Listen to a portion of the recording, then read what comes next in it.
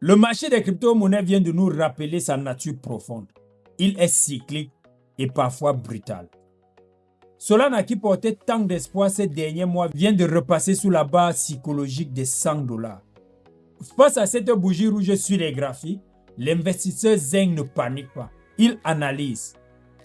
Voici les clés pour garder la tête froide. Pourquoi le seuil des $100 est-il important?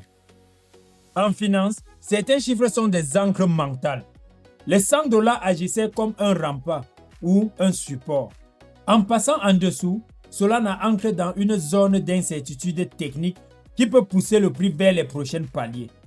Autour de $50, $60 ou bien $80. Un chiffre rond est une barrière psychologique, pas une fin en soi. La valeur technologique de Solana n'a pas été divisée par 2 parce que le prix a franchi une ligne. La correction avec le grand frère Bitcoin. Solana ne chute pas seule. Elle subit le vent de face qui touche tout le secteur, notamment à cause de l'incertitude macroéconomique aux États-Unis. Quand le Bitcoin tousse, les altcoins comme Solana attrapent souvent un rhume très sévère. Ne jugez pas un projet uniquement sur son cours actuel quand tout le marché est en correction. Regardez si l'écosystème continue de construire. Opportunité ou signal d'alarme. Pour l'investisseur discipliné, les périodes de peur sur le marché sont souvent les moments où se construisent les gains futurs.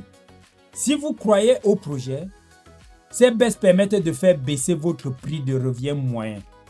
Et si vous doutiez déjà, c'est le moment de vous demander si votre exposition aux crypto n'est pas trop élevée par rapport à votre tolérance au risque. Le danger du FOMO inverse. La peur de perdre est aussi toxique que la part du gain.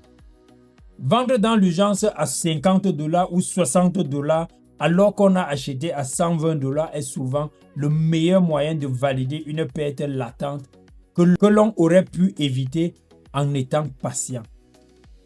La chute sur les $100 est un rappel que le chemin vers la liberté financière n'est jamais une ligne droite.